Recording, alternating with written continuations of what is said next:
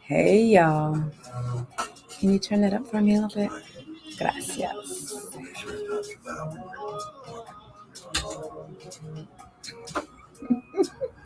Always looking out. Hey you guys, thank you for tuning in. We're gonna get started here in a second.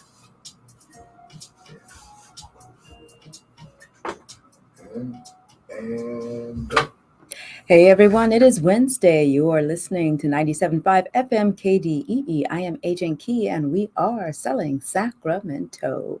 On today's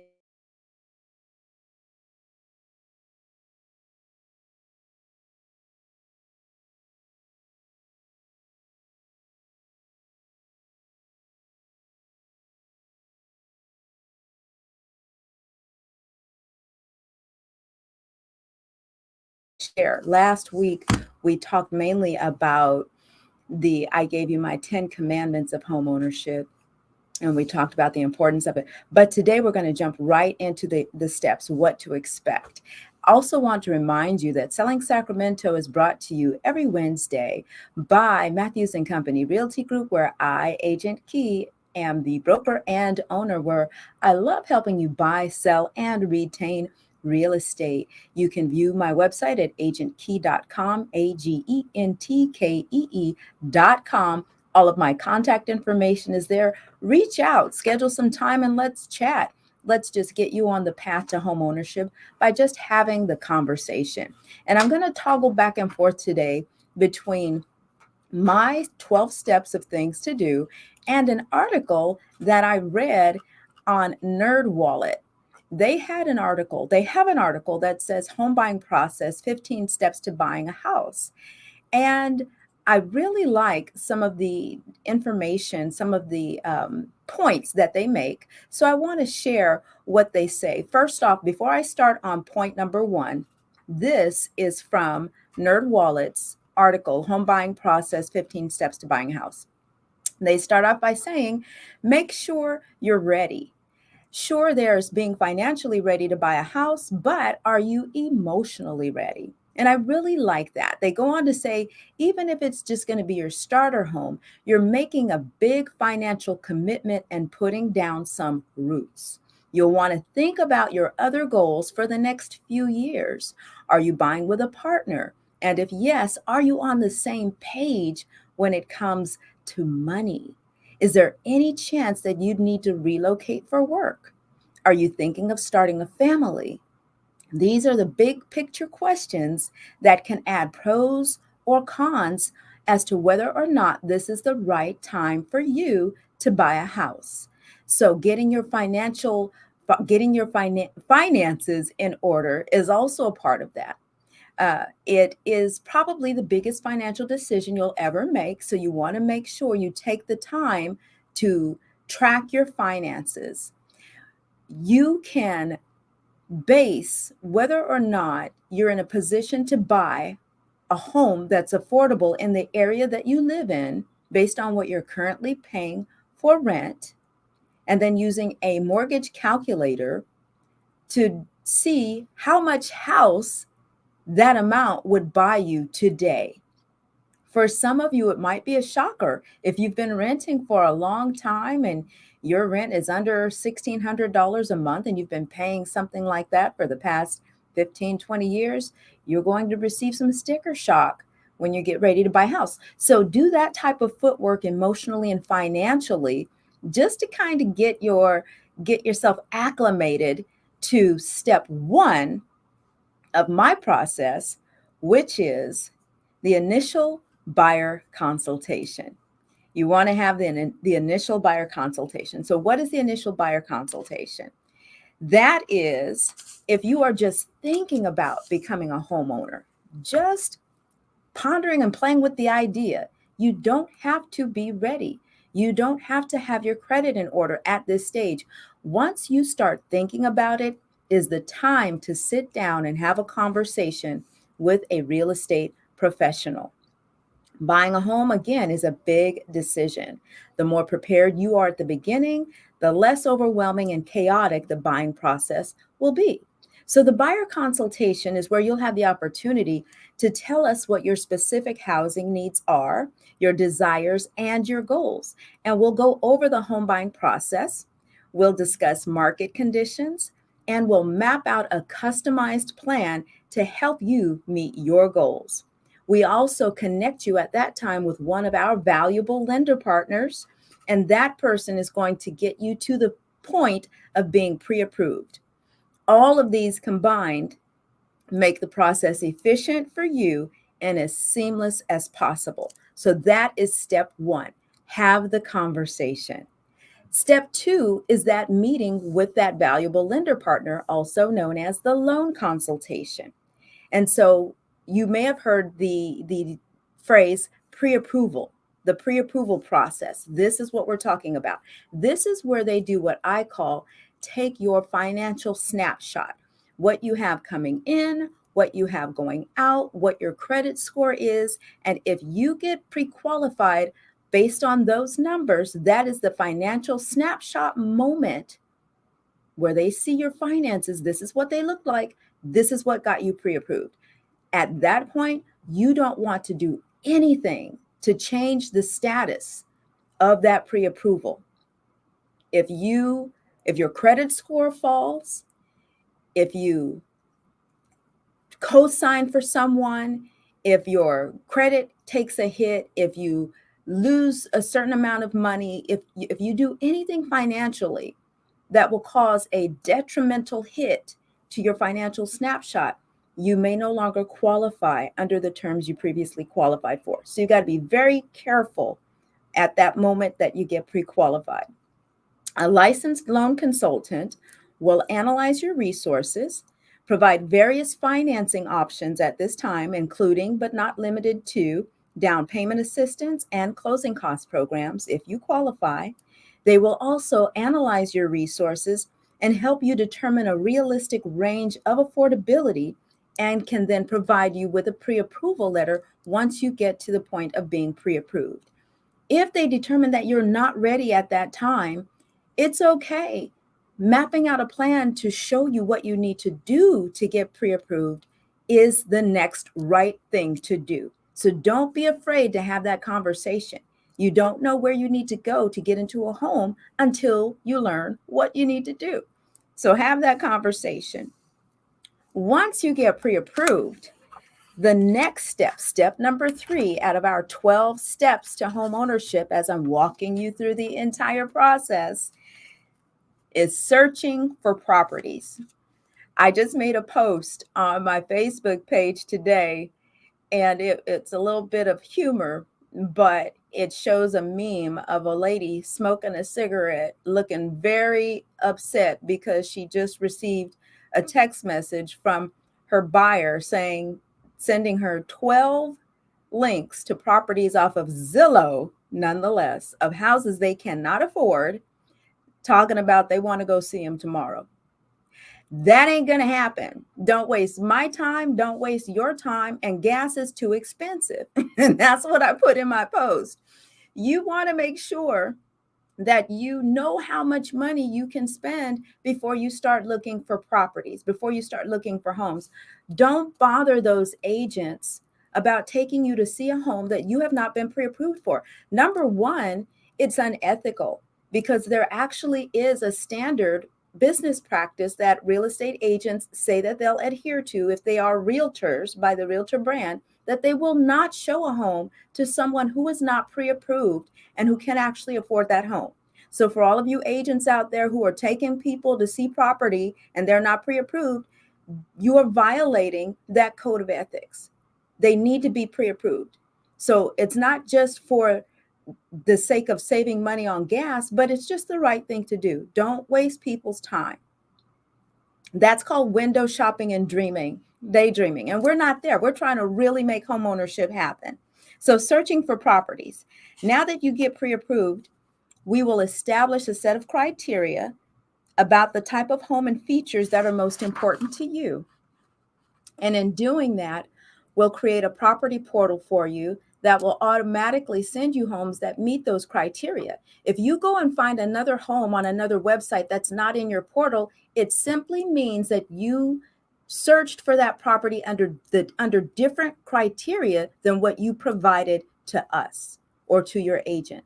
So if you gave your agent 3 zip codes, but now you're adding 95828, you need to, if you're finding properties in 95828 on Zillow or Redfin or wherever, which first of all you shouldn't be looking at, then that means that you need to give that zip code to your agent so they can put that in your portal and you can get those properties also. Some people are get upset and say that their agent isn't showing them properties and that they're finding more properties on their own. And oftentimes that is the solution. It's because you're using different criteria, especially when you're looking above a higher price point than what your agent established your portal at. And yes, we are now living in a day and age where agents are not physically looking every single day for a home for you because technology allows for the properties to automatically show up in your email account. And so for those of you who are accustomed to back in the day when an agent would call you or mail you a property when we didn't have technology, that has changed. So don't get upset at your agent that they're just emailing you properties and they're saying to you, when you find a home that you think you like, save it and let me know and we'll go schedule a time to see it. That is the correct business practice. Now there are other occasions or opportunities where other properties that meet your criteria may come into that agent's purview and they might think of you. That happens with me all of the time. I see properties, I'm out looking at another property for another client, or I'm with someone talking about they're going to list their house, so on and so forth. And then I think about my buyers, and then I try to put that property in front of my buyer as soon as possible. But that's not how it happens on a regular basis. So on a regular basis, what happens is you give them the criteria, they set it up in the portal, it goes to you automatically, and you see it as soon as it hits the market.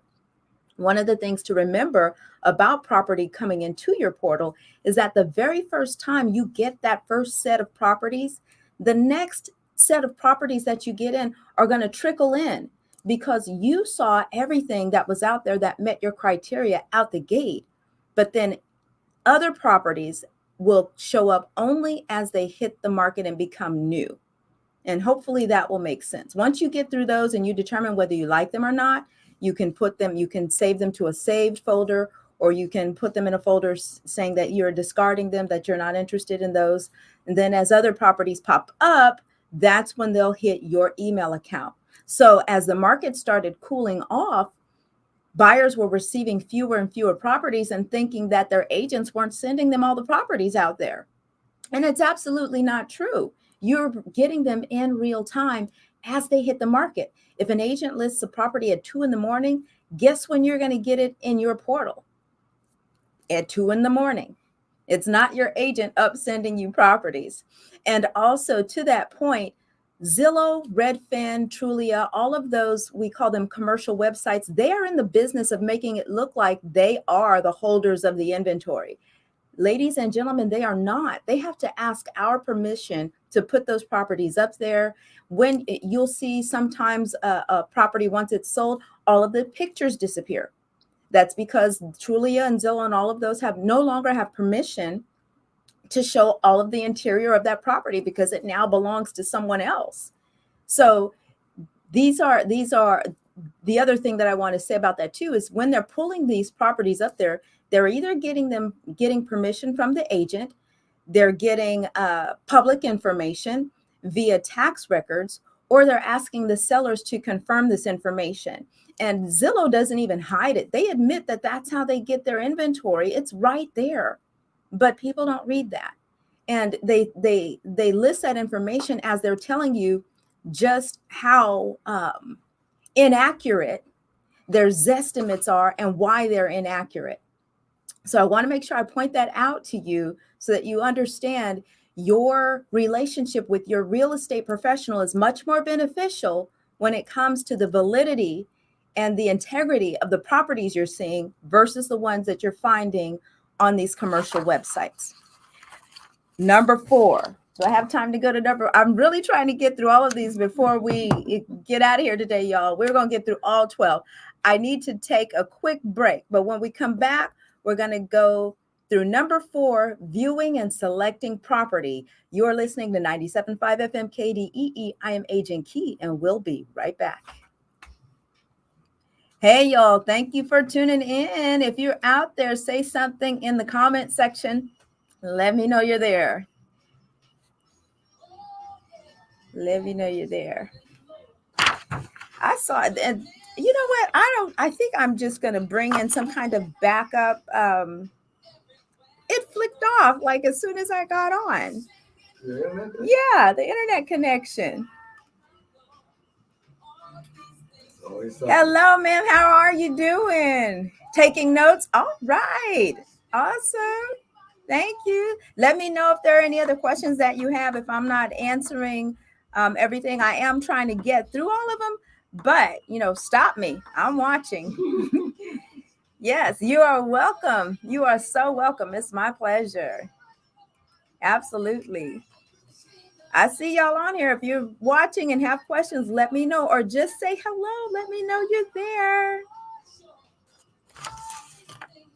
I tried to go just to one page last week to push this out to just one page. And because I usually push it through LinkedIn, what is it? Twitter, YouTube, and Facebook, all over the place. But last week, pushing it just to one page, I think I lost a few people. People were texting me like, is your show on? Are you not doing the show? Yeah. But this time I'm only doing it on 4. I just gotta corral everybody in. So I've got it on Selling Sacramento, my Facebook, LinkedIn, and YouTube. So thank you if y'all are watching from those 4 different sites. I can see all of you, but you all can't see each other. So I see everybody who's tuned in right now.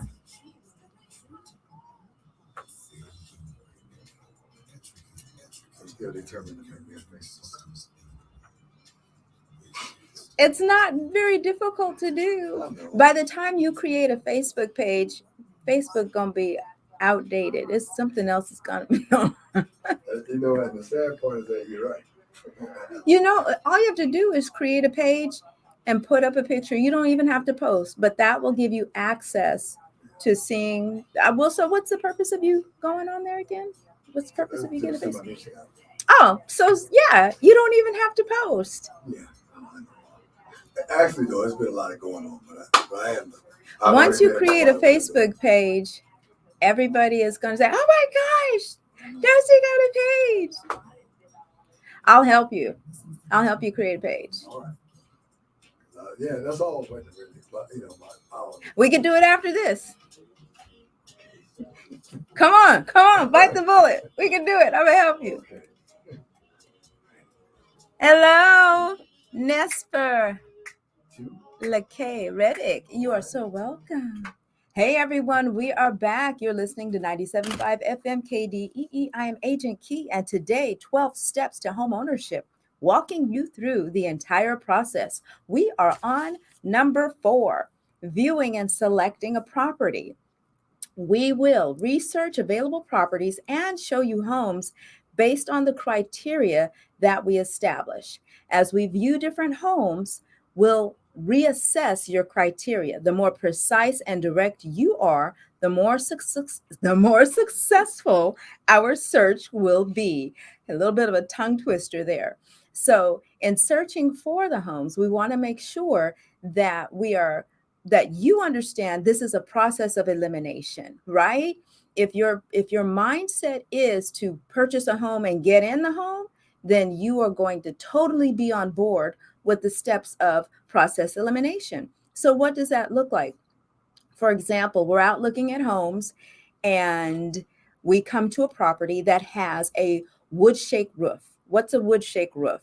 It's those homes where the roofs are made out of wood that kind of bends even a little. They're in certain neighborhoods a lot, and they were built probably back in the 70s, around the 60s and 70s.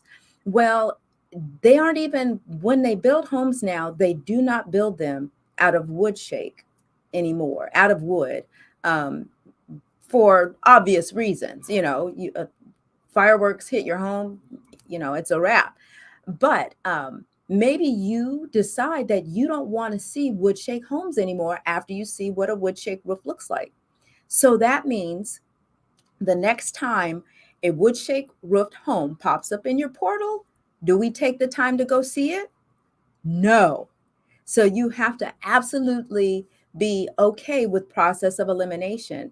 And sometimes it takes a couple of times to really look at something and decide that it's a deal breaker. So there's no pressure there, but we want to make sure that you are really assessing the things that you like and the things you don't like in a home so that we can get to the point of finding the right home for you. So let's make the assumption that we found the perfect home. You walked in it and you said, whoo, oh, Lord. The other day, one of my clients walked in a home, and I tell you guys, it was absolutely gorgeous. And I try really hard not to put my own, you know, opinions and stuff about homes because I don't want to influence them. Well, I could not contain it, but I didn't have to because the husband walked in and he said, woo, this is, and he said the real word, but I'm going to say, this is HE double hockey sticks sexy. And he said it a couple times, just walking through. And it was, you all, it was just gorgeous. And we got, we went into contract this morning, as a matter of fact. So I'll be posting some pictures about that property pretty soon. So, but the point is, they were absolutely sure that they had found the home they loved. And this is after seeing quite a few homes in quite a few different communities and different areas. So they had an opportunity to assess, process of elimination, and then say, this is the one we're pulling the trigger on.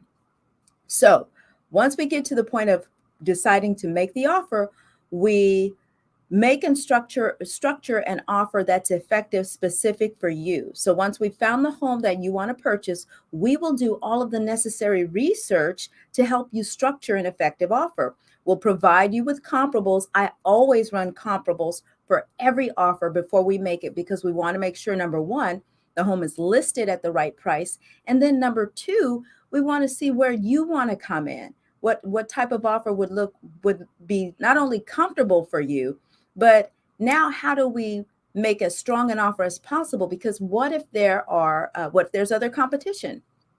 What if the home's been on the market for a long time and there is no competition and it's probably overpriced? So running comps always helps, making sure that we look at all these different angles before we come up with an offer price helps to make sure we're making the strongest offer possible for you.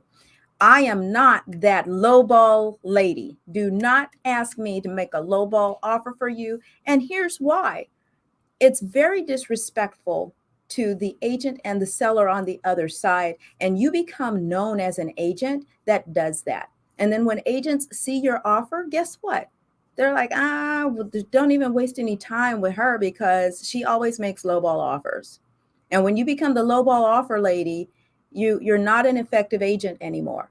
So buyers, don't ask your agents to make lowball offers for you, and agents, don't be the agent to settle to that level. That's not the standard practice that you want to have if you want to be an effective agent in the industry and want to have good rapport with your fellow agents, right? So running comps will help you to see what other properties are selling for to give you a better understanding of the offer price. We'll write the purchase agreement and we'll advise you on protective contingencies, customary practices, and local regulations.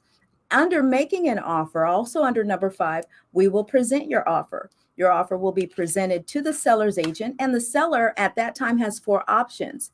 They don't have to respond at all. They can accept your offer, they can reject it, or they can counter. Our personal knowledge of your needs and qualifications will enable us to present your offer in the best light. Do not make the assumption that you're going to get a counter offer. Like I said, they don't have to respond at all. I've had situations where some agents don't respond. I follow up with a phone call, a text message, and an email after I send over offers and follow up just to make sure, number one, it's been received, finding out when the seller's going to respond, and whether or not our offer has been accepted. And I normally get really great response from some agents, from the majority of agents, but there are those few that really, because it's like the wild, wild west out there, y'all. There is no standard business practice when it comes to how to respond. So you have to be prepared. You want to make sure as a buyer that you team up with an agent who does this on a regular basis and who gets stuff closed, who gets deals in. And with that being said, agents, if you're listening, you want to make sure you do the follow-up, because it could just be people are human. Something may have happened to that agent. You don't want to make any assumptions, but you want to do your part. Part B is responding to the seller. If the seller does respond with a counter, we will review the seller's response. If they've countered your offer, you'll have the option to accept, reject, or counter. And in the process of assessing that, our negotiating skills will benefit you in reaching a satisfactory agreement. Okay. And number 6, now, your offer gets accepted. Let's assume you're one of my clients and your offer gets accepted. Yay! I think, I want to toot my own horn here, y'all. I'm excited that the majority of the time that I submit offers, they get accepted. Not all of them, but I don't have to be a gloomy guest. I guess agents really like me I really write good offers, you guys. Let me just say that I do. And then my clients are amazing. All of my clients are amazing. I've been blessed to have wonderful clients at every price point. So I just pray that that continues. So your offer gets accepted. Welcome to escrow. When the purchase agreement is accepted and signed by all parties, you have a legally binding contract. Escrow will be opened and contractual timeframes begin. Escrow is the clearinghouse which ensures all parties, the buyer and the seller, follow the terms and timeframes of the contract. Most contracts, a typical escrow timeframe is 30 days. I say typical, but lately, all of my lender partners have been closing transactions in 21 days. And this thing is like a locomotive. Once the offer gets accepted and we go into contract, it's a moving train. And it's a contract. So it's a legally binding document that we have to adhere to. So you have to be ready and 100% sure that you want to buy this home, because the next steps after that is going to be making sure that we protect you under this contract by getting things done in a timely fashion. The escrow officer assigns the escrow number and orders title insurance to protect you against blemishes on the title. They will also order a preliminary title search to determine if there are any claims against the title. You'll receive a copy of the preliminary title report, which summarizes the condition of the title, including easements and liens, claims and encumbrances against the property, if there are any. The seller, it is the seller's responsibility to resolve any issues of title before escrow closes so that the deal doesn't get stalled. And escrow works with the seller if something pops up to make sure that those things get settled. As soon as we get closer to closing escrow, the title company may check once again just to make sure everything has been clear, and they'll produce a final preliminary title search report to be sure existing claims have been removed and that no claims have been filed since escrow opened. During escrow, time is of the essence, as I stated before. So from the date that the offer is accepted and that escrow is open, we will have, and I want to give a caveat, these timeframes that I'm about to state are the default timeframes on the contract, but depending on how your client negotiates your contract, these timeframes can be increased or decreased. But by default, here's what they say: that you have 3 days to get your earnest money deposit to title. Earnest money deposit is 1% of the purchase price. If the home is $400,000, the earnest money deposit amount that you owe to escrow within 3 days is $4,000. You have 7 days for the seller to provide you with all of the buyer disclosures where the seller's telling you everything they know about the house so that you have an opportunity to review it to see if you want to move forward. And then you'll have 17 days to complete inspections. There are approximate costs involved, and if you work with us, we provide you with a list of referrals and those costs, and you may choose from those referrals, but you're not required to. So those home inspections that we recommend are, or the inspections we recommend are the home inspection, pest inspection, roof inspection, a sewer inspection, especially if there are a lot of trees around the home, and any other inspections that you'd like are all up to you, but those are the 4 that we recommend. And there are 17 days in the contract to get those done. Typically, your agent will help coordinate those. If you work with us, we definitely help you coordinate those. And then you have 21 days to get the full loan approval, to get your loan fully approved. But like I said, these days lately, lenders have been closing transactions in 21 days. And therefore, a lot of these timeframes that are on the contract are being, the days or the numbers are being reduced. For example, when I write a contract, it says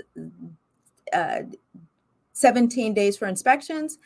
I will change that to 10 days because of our relationships with a lot of our vendors. We can get inspections ordered within 3 to 5 days. They go out, do the inspection, and within 24 hours, the inspection is done. I went out to a property today to provide access at 9 this morning, got here to the station like 12, and I look at my email and there's the pest inspection report. So, I say 24 hours, but they turned it around the same day. So it just matters what your relationships are and how quickly you can get things done. But the faster you can get inspections done, the faster you can perform all of those stages on the contract means you can have a tighter and stronger offer, and that the seller is going to be obviously more prone to accept your offer over another one who's going to take more time to get things done. Because put yourself in the position of a seller. If you have this offer and they're going to take 30, 45 days to close, and then you got this offer where they're going to do everything in 21 days and less, which one is stronger? Especially if the prices are the same, if the offer amount's the same. So it's always good when you're trying to make a competitive offer to reduce those timeframes if you can, but make sure that you can actually execute on those timeframes when you reduce those timeframes. Number 7 is that earnest money deposit. The earnest money deposit is due within the first 3 days of acceptance. It's also known as the buyer's EMD or deposit, and they are applied, that EMD amount is applied to any amount that the buyer owes at close of escrow. It gets refunded at close of escrow if there's an overage, or it gets returned if the deal falls through. So if you have to bring in $20,000 at the end at close of escrow, but you've got a $4,000 earnest money deposit, that means at the end you're only going to bring in $16,000 because they're going to take that $4,000 that's already in there and apply it to what you need to bring in. And number 8, how are we doing with time? Whew, okay, I think we're going to make it, y'all. Number 8 is disclosures, the preliminary report, the seller's disclosures, HOA documents, etc. So disclosures, I talked about them a little bit in the beginning, and just to elaborate a little bit more, those items that your seller may know about the property, factual statements, when they're represented by a real estate professional, and if that real estate professional has access to Realtor, the Realtor brand, if they are a Realtor, if they have access to that information, then they are more than likely using the California Association of Realtors contract. That means that they are also going to provide some boilerplate documents to the seller for disclosures for them to complete on your behalf. And so these documents, there are documents with names like SPQ, the Seller Property Questionnaire, TDS, Transfer Disclosure Statement. These contractual documents ask questions of sellers that they may or may not have known, and it pulls out information that's going to help you. For example, did someone die in the home within the past 2 or 3 years? I can't remember which one. I think it's 3 years. Was there a drug lab, meth lab in the property? It asks a lot of very pointed questions. Was there any damage done to the home? Was there any water damage? It gets very specific. And if a seller answers these questions untruthfully, that seller can be held liable if it turns out they knew that it was true and they said that it wasn't. So these are very important documents, the disclosure process. This is the time that you will find out more about the home. So if you're asking your agent questions about the home before you get an accepted offer, and if you're hesitant about making an offer on a home before you get an accepted offer, and if you're thinking you don't want to because you don't know enough, I'm hoping that if you understand that this is a part of the process that exists, that this will alleviate some of that stress from you, that stress and concern. You have time during the contract, and it's protected, to learn all of this information about the property. And what do I mean by protected? You can walk away, cancel the property if you see something on that disclosure report that you don't like, something that's going to hinder you from moving forward with the purchase, and you get your earnest money deposit back as long as your agent did not remove the inspection contingency before you make the decision to walk away. Okay. And that's on anything. Those contingencies, period, whether it's an inspection contingency, appraisal contingency, loan contingency, they protect you while those pieces are trying to be worked out. So as long as they're in place, and what I mean by in place is that there has to be a physical document that you sign that says, I am removing this contingency. Your agent will send that to you and say, hey, sign this because the appraisal is in, the value is good, we're good with the appraisal piece, let's move on. So they send you a document that says sign off and remove that contingency. You are now no longer protected, but as long as you've checked it off and all is good, then it's fine, because you want to remove them, because that gives the seller the assurance that you're moving forward with purchasing the property. Number 9 is inspections and contingencies. We just talked about contingencies in detail under disclosures, but the contract and escrow instructions contain contingencies for home inspection, financing, repairs, and other tasks either the buyer or the seller must complete before the transaction can progress. Each time a contingency is met, the buyer or seller signs off with a contingency release form copied to all parties, including the escrow officer. Okay.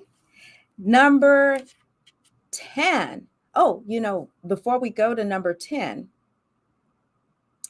let's see. Oh, we talked about inspectors.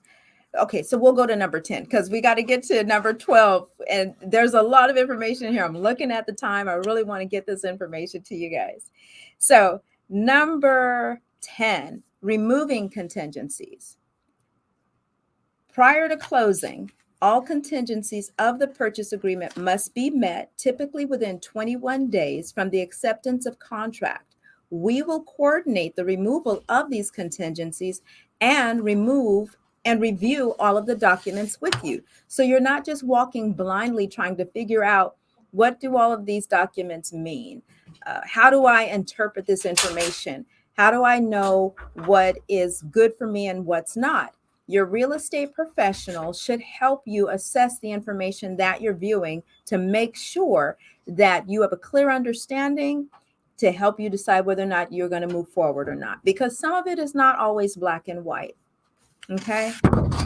So typical contingencies include approval of the seller's reports and disclosures, documents that the seller provides to disclose defects, recent repairs, and all material facts about their home. That's one. The second one is approval of the preliminary title report. And this shows items such as, but not limited to, who the owners are or were, how title is being held, if anyone other than the seller has a legal claim on the property, and if there are any taxes, liens, or other encumbrances against the property. A third contingency is the loan approval.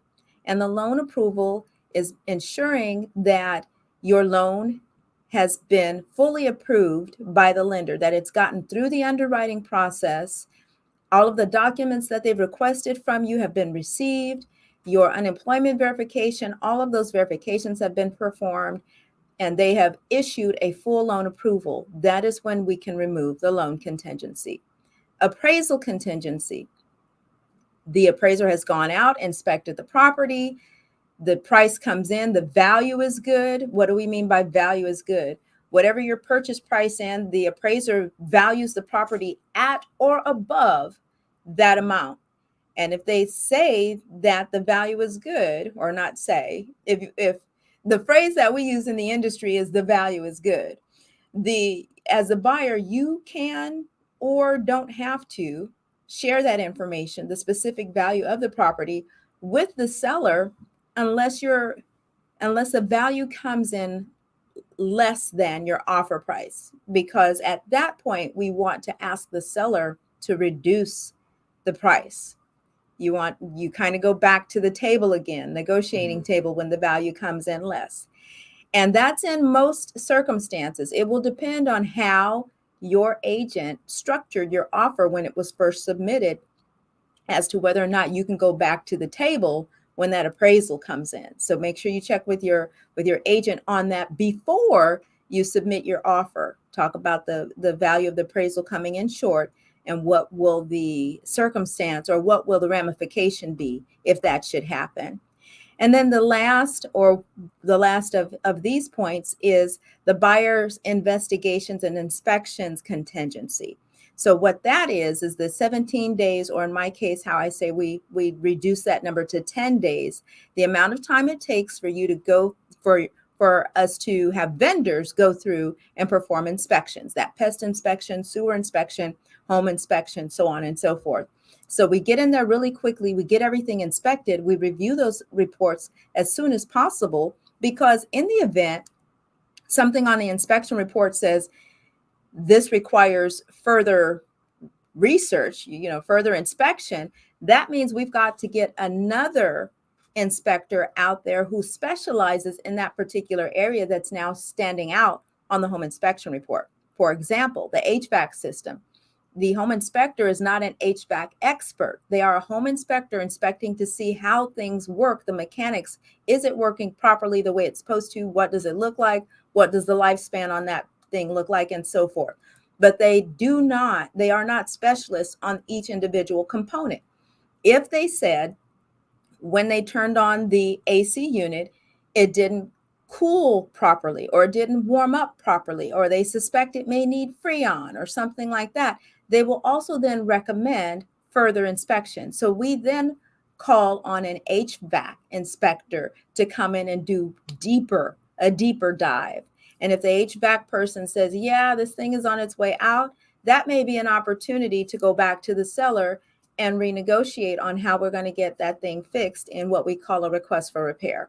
So that's just an example of how that gets taken care of. But we don't remove that inspection contingency until that gets taken care of. Ooh, we got 2 more to go, y'all. And we're going to take a break. And when we come back, we're going to finish up on 12 steps to home ownership, walking you through the entire process. You are listening to Selling Sacramento. I am Agent Key, and we'll be right back. Hey, Jamal. How are you doing, sir? If you're still there. Yes, thank you. Thank you. You are giving me, I'm thinking about you as I'm going through this. Y'all, this is Jamal Bay, one of my fabulous lender partners with Guild Mortgage, and we are now in escrow with 2 buyers. And I have other lender partners, and it's just an amazing time right now because these guys work so hard right now. So it's really a really cool opportunity. Hey, Miss Chanel Stafford.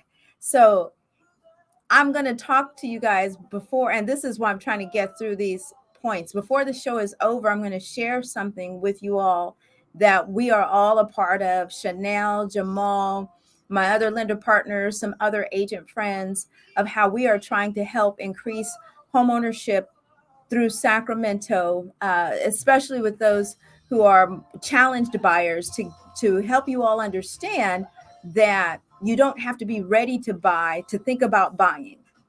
You just got to position yourself to buy.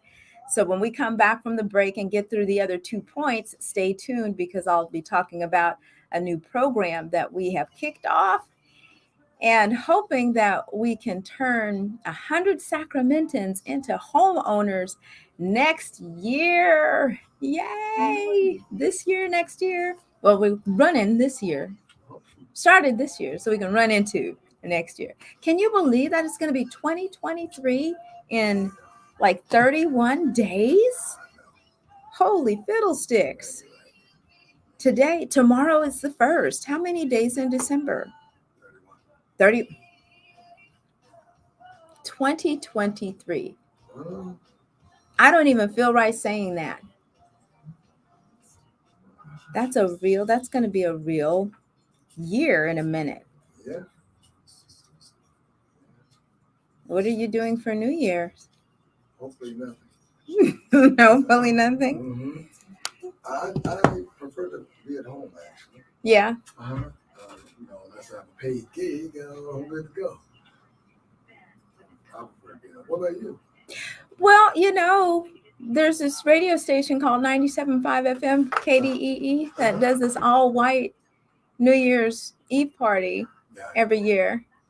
So the past couple of years I don't think I was there last year. I was doing something else last year, but the year before that I was there. I don't think you were in Sacramento. Where was I? I don't really remember. I feel like I was somewhere. Yeah. It's all a blur. Oh, we're back. Holy wow. All right. That's a fast 3 minutes.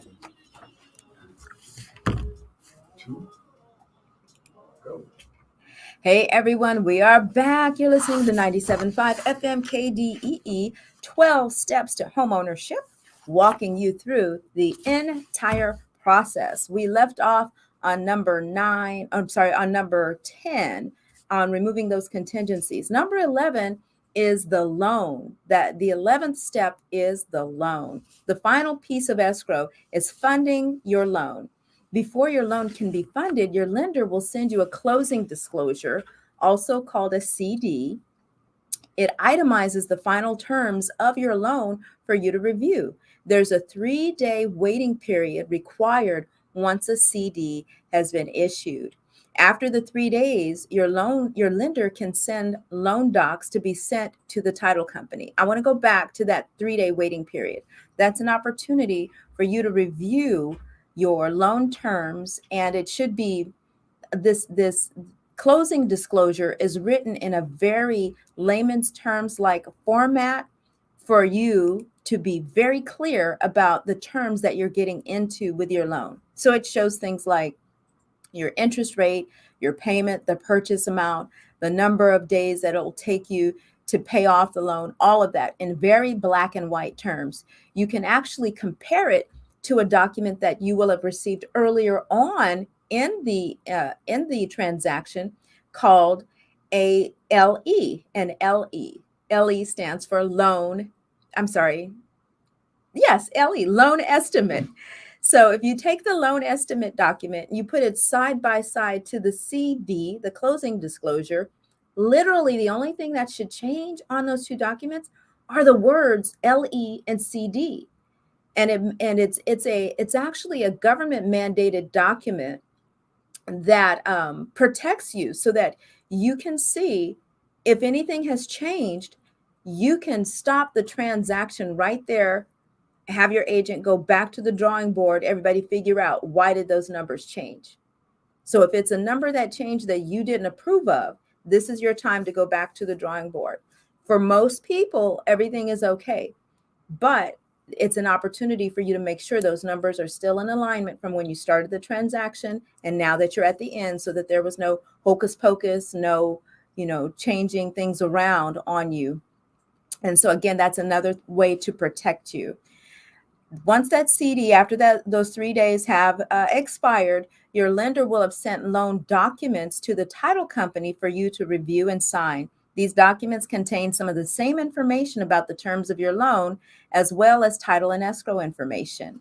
The escrow officer will prepare those documents, and then you'll be contacted to sign off on those documents with an escrow approved mobile notary. Prepare to spend at least 1 hour during your document signing. We also call this Victory V-Day because You're at the end, you're walking over home plate, or you're walking towards home plate, and it just feels good. There's no more work. Your lender's not calling you anymore. Nobody's asking you to submit any more documents, no more inspections. Everything is done. You can get back to your normal life. Not only that, but you're getting ready to be a homeowner and have this brand new place to call home. So sometimes people dress up for the occasion. I've had people bring their entire families, a bottle of Chablis and glasses and celebrate. But it's definitely something to be proud of because it's a major accomplishment. So at this time also, you should be prepared to wire or submit via cashier's check the balance of your down payment and closing costs to escrow. So any money that you're supposed to bring in, you want to have it ready at that time. Remember, do not make any major purchases during escrow. Do not quit your job. Do not co-sign for anyone. Don't do anything that's going to change that financial snapshot, because guess who's going to run a credit check on you on this day? Mm-hmm. Your lender, the day before you close. And you do not want to hear the words that you no longer qualify and the deal is going to fall through. Not at this stage. So walk on financial eggshells when you get pre-qualified. Keep all your coins in your pocket, your pens in your purse. Don't let nobody talk you into signing up or co-signing for nothing. Number 12, we made it, is closing day. The day on which the property actually changes possession on paper is called the closing. When all conditions of the purchase agreement have been met, you've signed your loan documents and closing papers. Once all parties have signed the loan documents, they're returned to the lender, who then reviews the package for final completion. If all of the forms have been properly executed, the lender then sends the loan funds by wire transfer. So you'll deposit the balance of your down payment and closing funds to escrow. Your lender will deposit the balance of the purchase price with the wire that they send. When the title company confirms receipt of the funds from both you and the lender, the escrow officer will then authorize recording of the signed documents with the county recorder's office. The deed will then be recorded at the county recorder's office, and you will take ownership of your new home. That's a lot, but all of that actually happens in one day. We usually call it funding and recording. So fund in the morning, record by the afternoon. So the day before is typically the day when you sign your escrow papers. That information gets sent back to your lender. The lender checks and confirms. The next morning, they hit the wire button if everything is okay.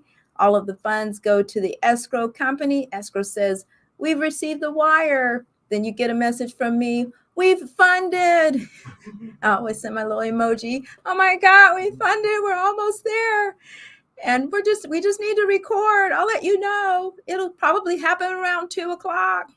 And usually between 2 and 3 o'clock, escrow will call us back or email and say, "We're on record." When we get that "we're on record," that means you are officially the owner of that home. All of that happens in one day.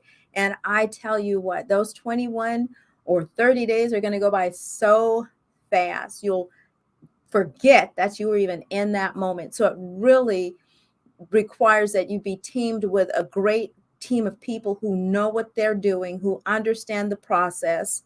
After this all occurs, a final settlement statement is prepared, proceeds are dispersed to the seller, and any other obligations are paid. And we will ensure everything you need from the seller: keys, mailbox location, utility info, appliance paperwork, all of that. We ensure that all of that is in your home prior to your arrival. Our team will guide you through the process, and you can always contact us anytime. We always let you know where you are in the phase of the process before it actually happens, because we really want it to be a smooth transaction for you. And if you go to Join Club 100, right now. www.joinclub100.com. You will see this team that I am speaking about. It's myself and a few other local agent friends of mine who I personally have had the opportunity of coaching and watching them work and seeing them move in the community and seeing them do great things, how they represent buyers and sellers.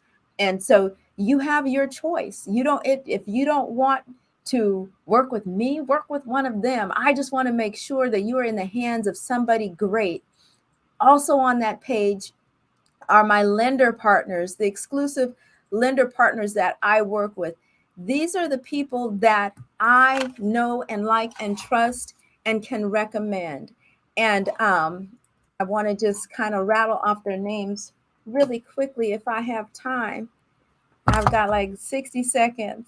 So if you go to that web page, you'll see myself and Marielle Cooper at Keitel, who's at eXp Realty, Keelan Johnson, who's at eXp Realty, who's on team Fast Real Estate, and Summer Lopes, who is the mortgage consultant at Summer Home Loans, Tanisha Broadway, I call her the down payment assistance queen. All of them can do down payment assistance, but Tanisha does it. She's put that black girl magical stuff on it. Jamal Bay, that's my guy at Guild Mortgage. Jeff Collins, my other dude over at Answer Home Loans. Joe Green, my other guy, Green Mortgage Solutions. Eddie Johnson, y'all know Eddie. He is at Premier Mortgage Resources, and he's over there running things. He's the big cheese. And Daniel Robertson at Golden Bay Mortgage Group. That is the youngin of the group, but he is dynamic, and he's going to be a force to be reckoned with in this industry. I love all of them. And so go to that website if you are interested in just having the conversation. Reach out to them. Tell them that you just want to have the conversation, or click on the link, join the club at joinclub100.com, join the club, and your information will go out to one of them if you just want to be connected to the team. So that's my time. I hope you enjoyed the show today. You've been listening to Selling Sacramento. I am Agent Kia, 97.5 FM KDEE. And remember, if you are doing what you were created to do, I will see you at the top. Thank you guys for tuning in. See y'all next week. It'll be December. Bye. Love y'all.